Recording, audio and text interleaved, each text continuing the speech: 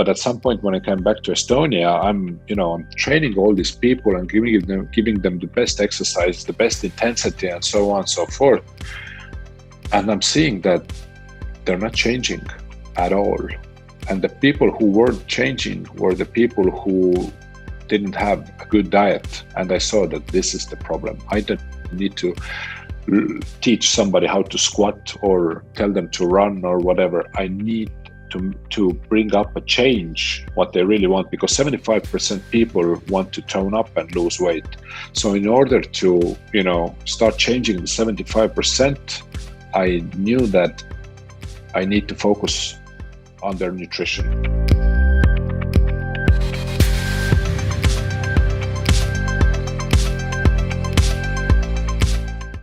Aloha, my beautiful friends. My name is Krista Ralaxmidetan and coming to you from San Diego, California. Welcome to Abundance in Action podcast. And I call myself New Time Coach. I believe that each one of us, we have a treasure box inside. And once we open it and activate our inner fairy tales, we can start to manifest them into this reality on our terms.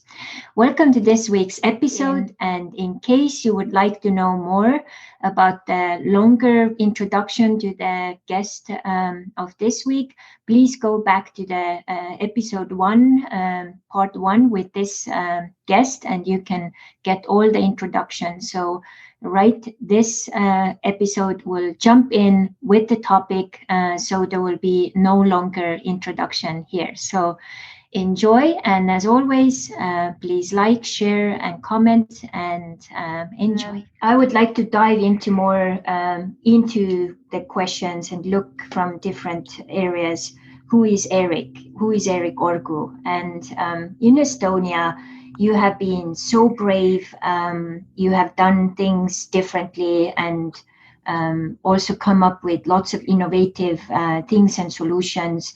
And you have been also to many interviews and many possibilities, also been to be on TV and so on.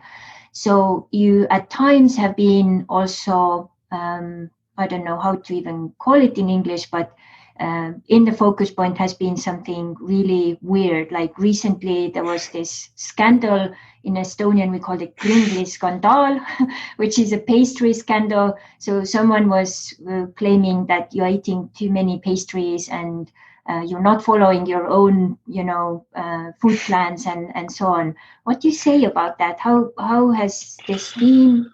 Is there anything you have to say? I mean, there are basically four sides in this story. So there's these claimers, which are two of my ex-girlfriends. So we're talking about this. Then what they are just pure evil.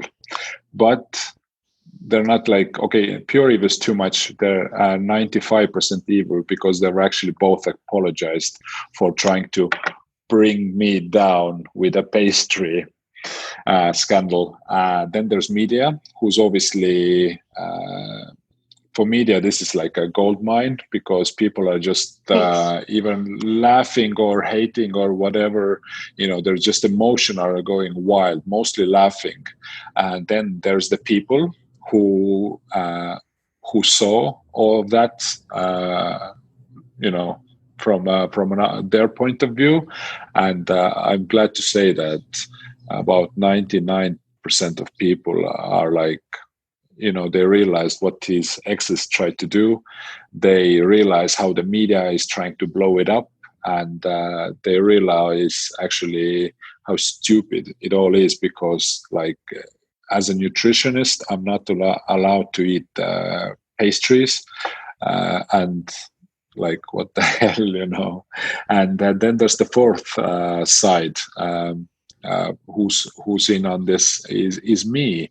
For me personally, it was very, very hard to see that people that I was quite close to were going behind my back and trying to do something that terrible. But fortunately for me, they're proper Dumb and Dumber who don't realize how stupid it is that they were trying to do, but that's all they had, so they went with this and thought that sugar would bring me down. And but another side is, it's for me, it's interesting to see what people are doing, how media is acting, how the the citizens or just people I don't know are reacting to it. So for me, it was a learning experience, and what I've learned from that was well, I'm not going to say what I've learned from that. Why not? Well, because no. So no, it's another topic. If it comes down to, if you wanna do a relationship podcast with me, then we'll bring it up. But now it's gonna get too sidetracked. Okay. What I wanted to also maybe comment about that is, we have a saying in Estonia, which is like, the best meal to another Estonian is another Estonian. So do you feel that that's the case here? I've seen this happen in many countries. When I lived in England, then mostly who were in my position were footballers, because there's so many of them, and they're considered very, high-profile people there, and very interesting people. So this is this regards to Estonian, like Estonian people, like their best meal is another Estonian people. I'm just going to say I've seen it all over the world, everywhere. So but people are evil, and for evil people, what they would like to eat is somebody else's. How do I say, downfall or misery or sadness, or they want to maybe scare people, fear. So they feed on negative emotions, but I'm not. If somebody, yeah, that was just pure evil. But I don't negotiate with terrorists, so it's fine. Yeah. I personally had some really crazy experiences also when I was still very, very active in Estonia. I have done lots of innovative things with energy and self-growth stuff there. And one point I got my very first death threat letter. And this person actually was very serious that she's going to kill me because of the things what I say and do. And I didn't know if it was real or not. So I went to the police with it in Estonia, and they were just like shaking their shoulders, like, we don't really know if she's going to do it. And that was it. So I've had many of those. Yeah. I get like maybe 2 a year or so. Mm-hmm. What is it you do then? I give them my address and phone number, and I say, let's go. And they never do anything? No. Yeah, so being brave about it. I mean, I know how to take care of myself. I mean, in Estonia, this is not a secret, and I don't intend to keep this a secret right now as well. But I think a person has to have a very, very good understanding, first off, and skills, secondly, how to protect themselves. So I protect myself, from disease, from health issues by eating right, exercising, and perhaps even positive thoughts and all that.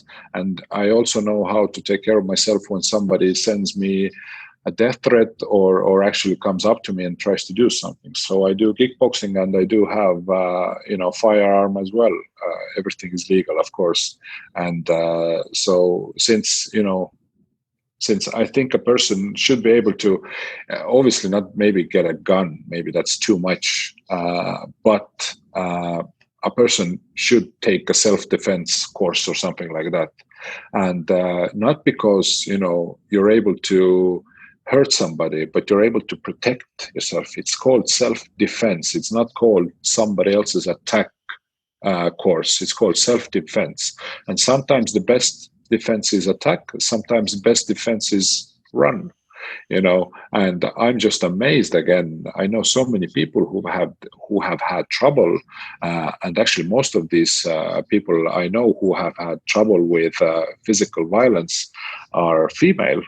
And then I asked them, like, why don't you just go and take a boxing course or whatever, self-defense, because in boxing there's defense and then there's offense as well. And when somebody says to me like, no, this is weird, I'm like, well, it's your life. Somebody attacks you, you don't know what to do, you're going to suffer. You don't have to attack first, but defend, and if it's necessary, attack.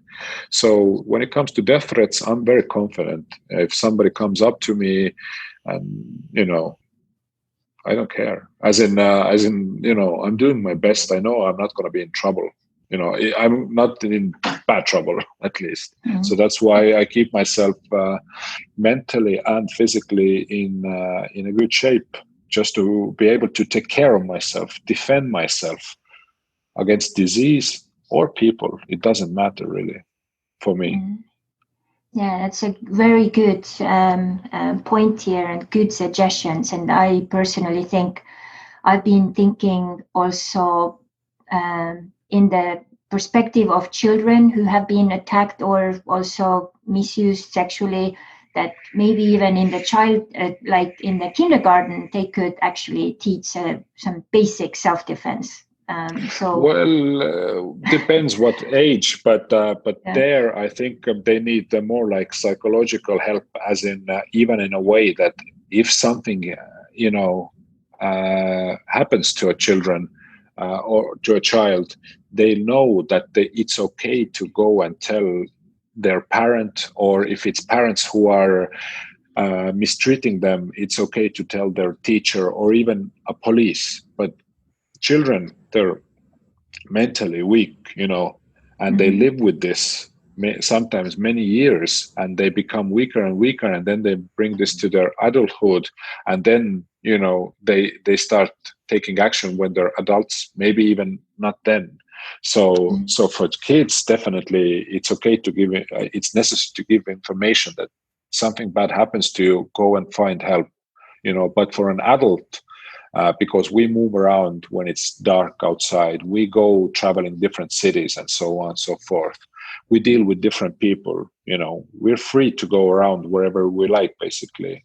And you should be walking around confident and skillful if something happens, mentally or physically. It doesn't matter.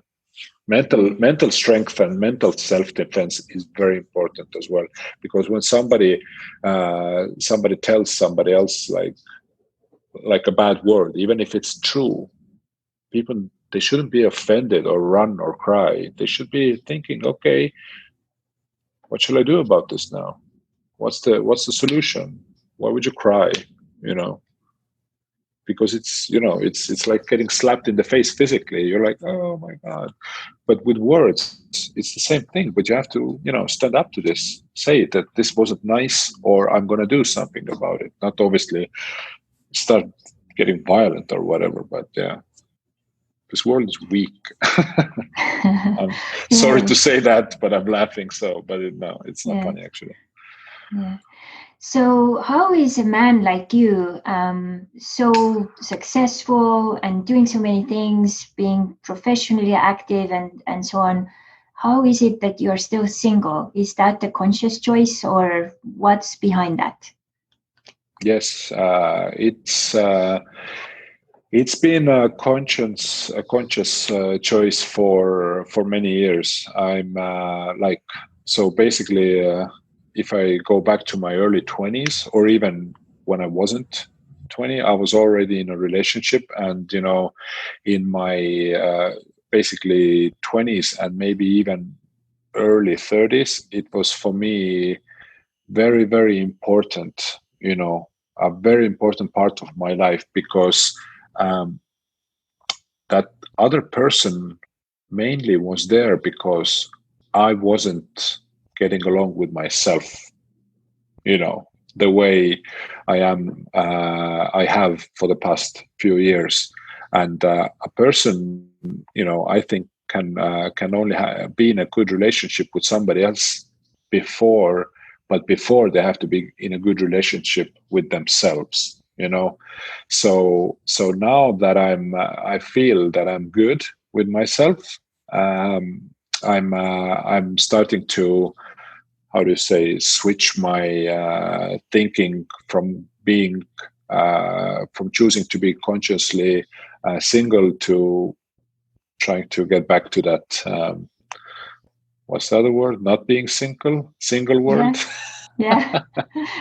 So I feel I'm in a good place, and I needed to sort myself out. Let's just put it this way: there wasn't anything wrong with me, but I wasn't just who I am right now. I wasn't happy, basically. Yeah, and it's probably next time very smart to check out who the new girls are, so that there would be no pastry scandal. Yeah. I waited too long on that. Yeah, that was bad. Yeah.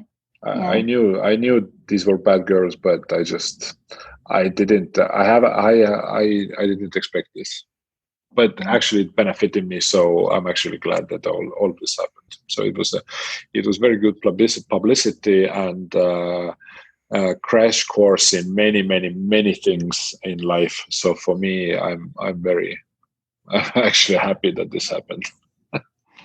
So what place in your life do women play? Do you admire them? Do you take them as part of life? It's another polarity, or what connection, relation do you have women as such, as species? What do you mean? I mean, we're the same species. Women are not different. Yeah, but women are women, so we are in some ways different. So do you know? Yes, some ways, and I would say some ways, many ways, but sometimes in very little ways. Because in my life, what I've seen is I've seen so many guys who act very similar to women, and I've seen so many girls who act so similar to men. So these are all the differences are obviously in appearances and in organs. Let's just put it this way. But most women act like women, and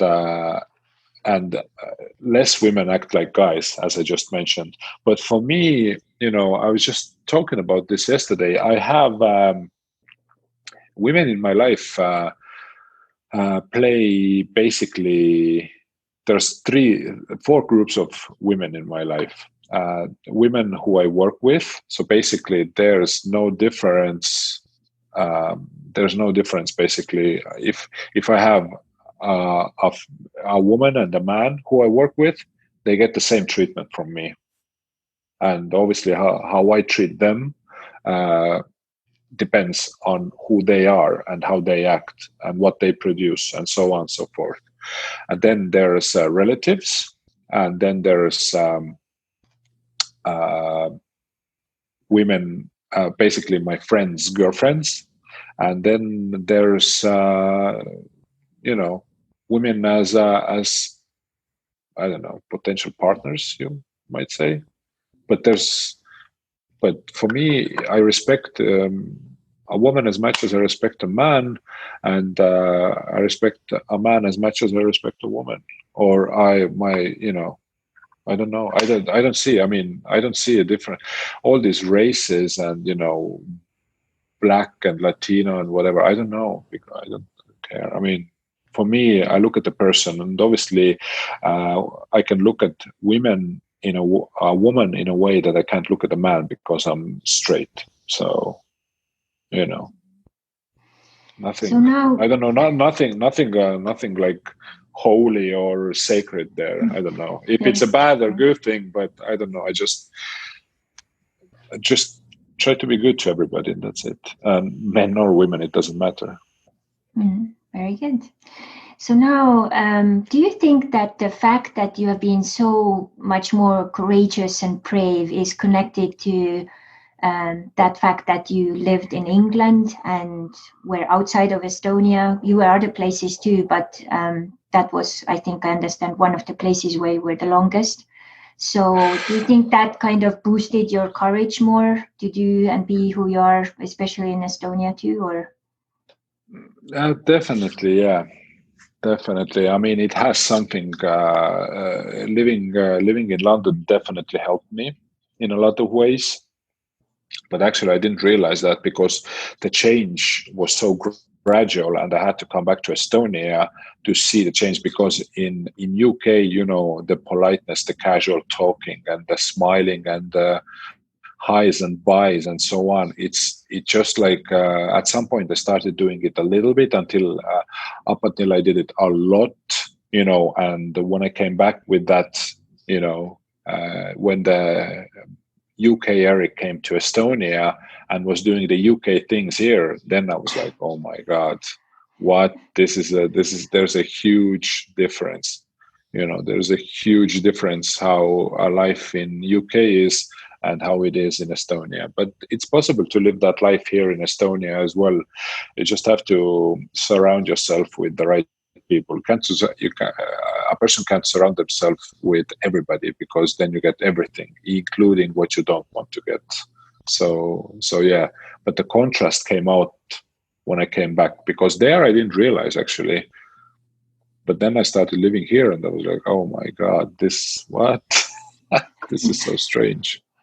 The first time I lived in London also for a shorter period, but one of the first comments I got as an Estonian from my English friends was, Crystal, you're so rude, like you're not polite at all. So I had that straightness or directness of an Estonian person, not so much about like, here you are, please, could you, can you? And only just a couple of months after being there and living there, I integrated that so much that when I came to Estonia, my son was like, Mom, are you like sick? What's wrong with you? It was so unusual. So yeah, it's an interesting influence there. But can you also share with us that discovery, how you came to the nutrition and fitness area, because you were there as a cook first, right? Mm-hmm. Well, I've been always. I could just say I was born with the interest, to food. I'm not going to say nutrition, because when I was working as a chef, I had no idea that, for example, this profession like nutritionist exists. I actually didn't even think that personal trainer profession exists.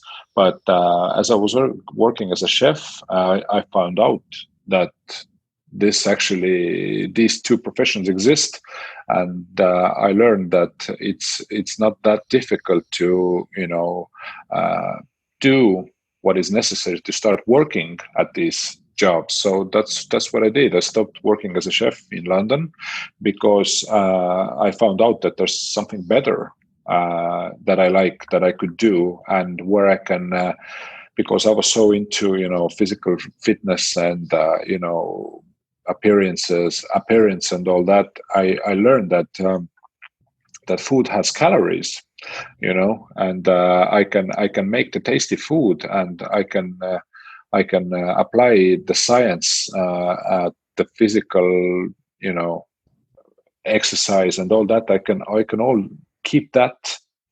I can how do you say, I can add all of the extra things like being a nutritionist and being a trainer, and I can put all this together and keep being a chef as well.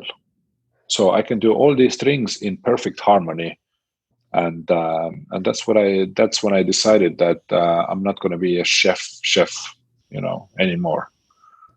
And it's from there, I'd say almost most of not like in England. So almost 8 years I was heavily concentrating my work to being a personal trainer, which is like physical exercise only, mostly.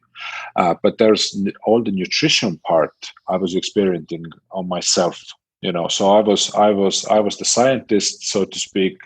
I was the one who was conducting the experience, and I was the subject who the experiments were done upon. And then I learned through that. I learned about nutrition. And then, but at some point when I came back to Estonia, I'm training all these people and giving them the best exercise, the best intensity, and so on and so forth. And I'm seeing that they're not changing at all. And the people who were changing were the people who didn't have a good diet. And I saw that this is the problem. I don't need to teach somebody how to squat or tell them to run or whatever. I need to bring up a change, what they really want, because 75% people want to tone up and lose weight. So in order to, start changing the 75%, I knew that I need to focus on their nutrition, and therefore get better at nutrition myself as well. So that's when, and that's why basically in Estonia, I decided that I'm going to become a full-time nutritionist.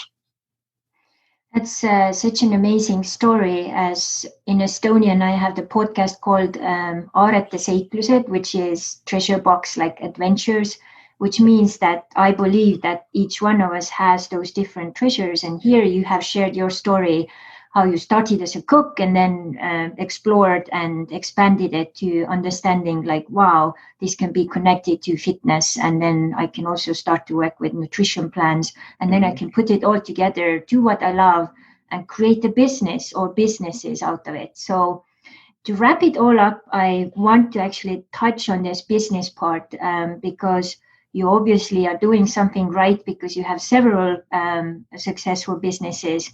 What would you tell people who are new to setting up their own business and starting to put not only their hobbies, but their passions into the business?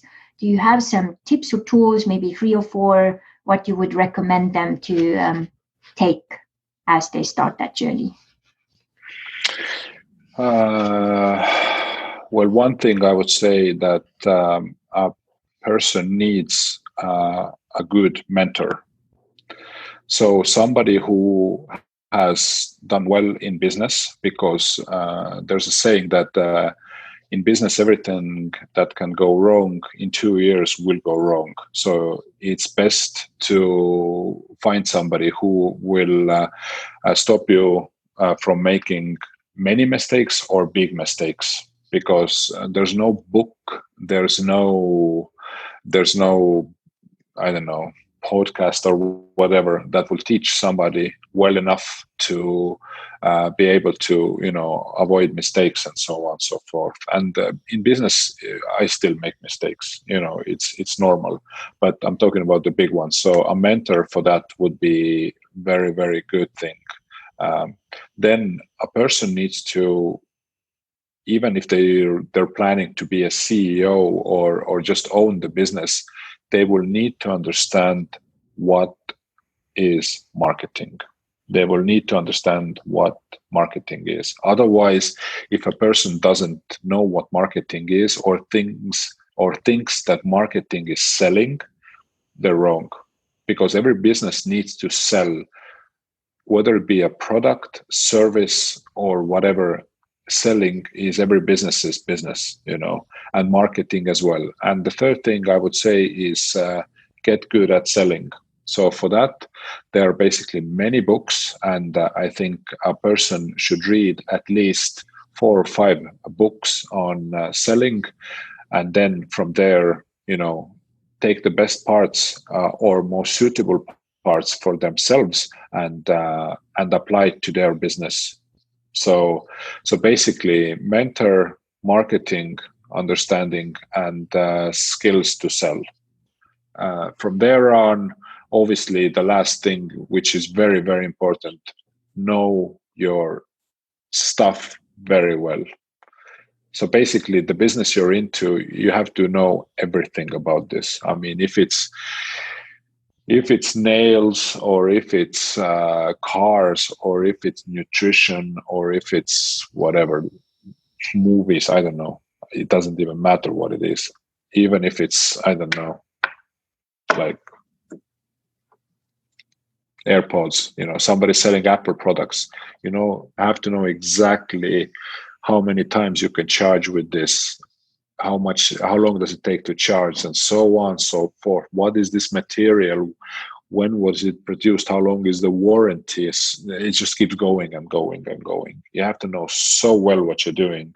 Otherwise, you're just going to suck, basically. And somebody else will come who will know, and that's it. If somebody is better than you, you have a problem. Mm-hmm. So now, as you have several businesses, you obviously also have learned something about delegating. How has this experience for you been? Because you obviously have people helping you. So,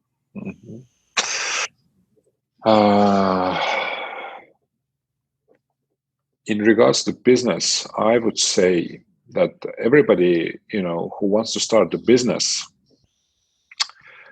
I'm going to get to that delegating. Everybody wants to start a business. Everybody dreams so big. They want to build big business and so on and so forth. But my approach was that in the beginning as well. But now I actually prefer to delegate less, because with delegating, with whatever we're doing, still, you will face many issues, even problems, I might say. So for me, I try to do as much as possible myself, because of this delegating issues. It's very hard to find good people. I do have good people, and to them I delegate. But sometimes people think that what I've seen in business, and this happens mostly with beginners, is they try to delegate a lot in the beginning.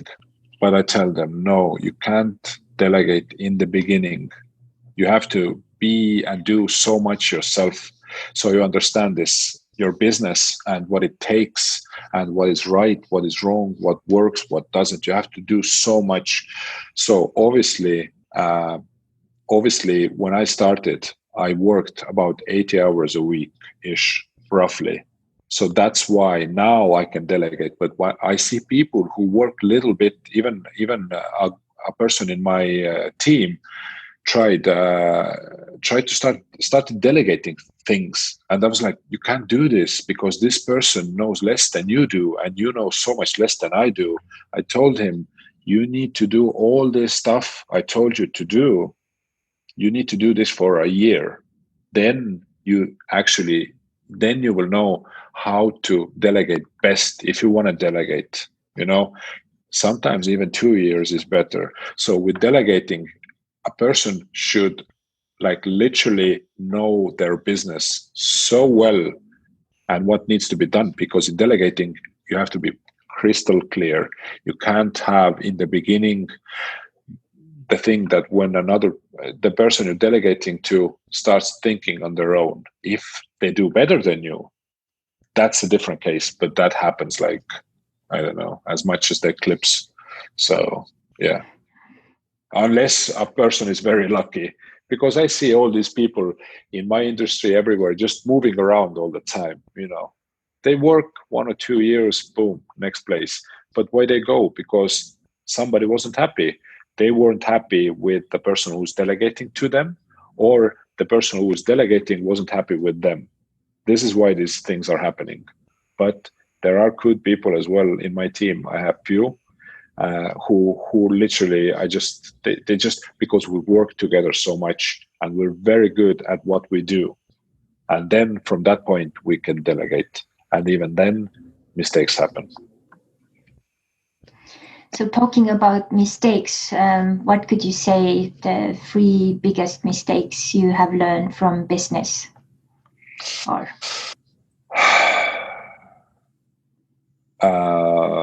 Thinking that when you're doing good, that it's going to last. So basically, thinking and hoping that the good times will last when you stop working or start working less. So you stop working or start working less, and hoping that the good times will last. So this is a big mistake. Done that many times. Second mistake is worrying about that the bad times are going to last. So basically stressing yourself out when something is bad. And third thing, what I've learned is that there's always something new to learn, and forgetting that is a mistake. So basically never stop learning, and when you stop learning, then you stop, how do I say, producing. I'll just say that. Yeah. Being productive. And now in all of this, as our podcast name is also Abundance in Action, so you have shown us actually that as you have discovered your different treasures and abilities, talents, and put them to use, of course, abundance follows, not only money, but possibilities and expansion, and people's health gets better. And you have also influenced Estonian health as a nation on a big scale, and now, expanding it to the global level. What are the 3 things you have learned about money throughout these experiences? Money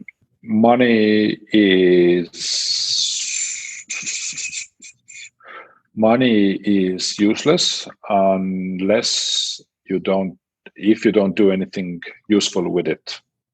Just to have it, it's quite pointless. Just to keep it somewhere, not do anything with it, not to make it produce more money, for example, not to make it produce good emotions.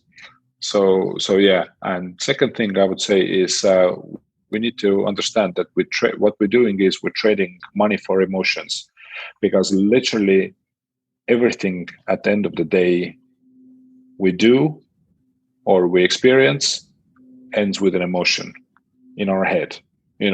Even something as physical as a massage, for example, you still walk out of there feeling good, but thinking good as well. So like, this is great. You think, I'm relaxed. It's all in your head, because somebody can't massage your soul. They massage your muscles. So trading money. Money is there to trade for trading emotions. Even if somebody lives in a big house, they feel, wow, this is nice. This is big house. You're still thinking about it. So, but necessarily it doesn't have to be a big house. So basically, think what makes you happy and trade your money in for that. That's what I would say, what I've learned about money. And if we're talking about money, then there's always time to spend money, but it's more important to make money. So you have when it's time to spend money, you will have it, for example.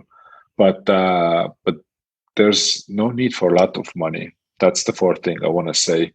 Again, a person should think what really makes them happy. Like literally what makes them happy. I used to think about things that now I could care less about, that these things will make me happy. And now it's so much less what I want or what I need to feel happy. And I have sufficient funds to support my happiness. And it's not a lot, actually. I don't need a yacht or a big boat on a sea. I need to be kite surfing. A big boat costs maybe 30,000, maybe 50,000 euros. But kite surfing equipment costs 10, 15 times less, maybe sometimes even more than 20 times less than a big boat. So in order that I don't need to work for a big boat, and so I can sit on it and be stressed. I'd rather think about what really makes me happy. A boat doesn't make me happy. I know that it's boring. I don't like the engine noise. I like the quiet, the wind, the waves. I like that noise. I don't like the engine noise. So that doesn't make me happy. One of the things you mentioned in one of the articles I read was also that to be successful, it doesn't necessarily need to be, as someone else had said, good relationships with your loved ones. And of course it helps, but you said that it's the freedom to do what you want, when you want, with whom you want. Yes, this is the definition of success for me. Definitely. Yeah. When somebody, and people, again, when a person says, I want to do this, then with that person, that's fine. And they say that this makes them happy and they can do all of that, then that person in my eyes is successful. But somebody who has a lot of money, bad relationships, and has to sit in meetings 5 hours a day, 5 times a week, for me, if they say they're happy, okay, then they're successful. But looking from a side, I just can't believe that somebody's happy doing that. But I'm sure there are people who are happy doing that.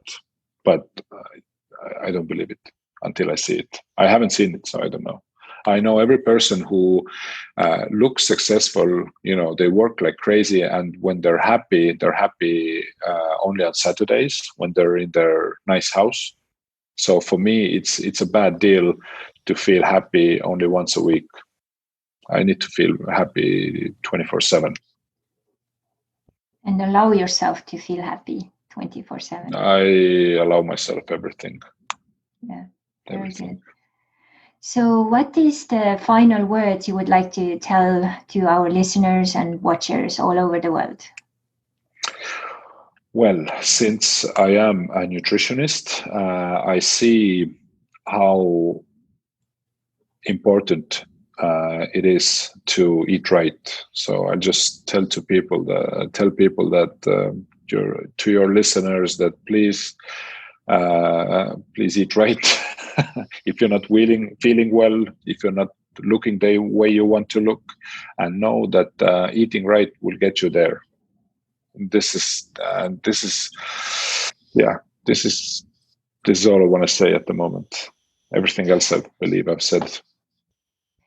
And to finalize, I have this one question which I really like to ask because that kind of summarizes it so well. What is the legacy you would like to leave into this world?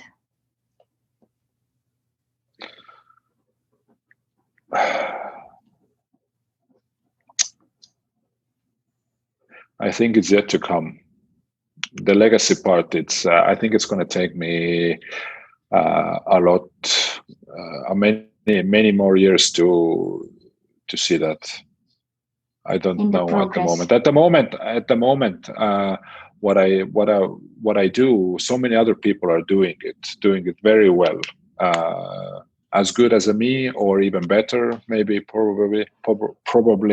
So, but the legacy, it's like a next level thing for me. I don't think I've reached that level yet to start leaving legacies, because for that I need to do something way bigger than I've done now.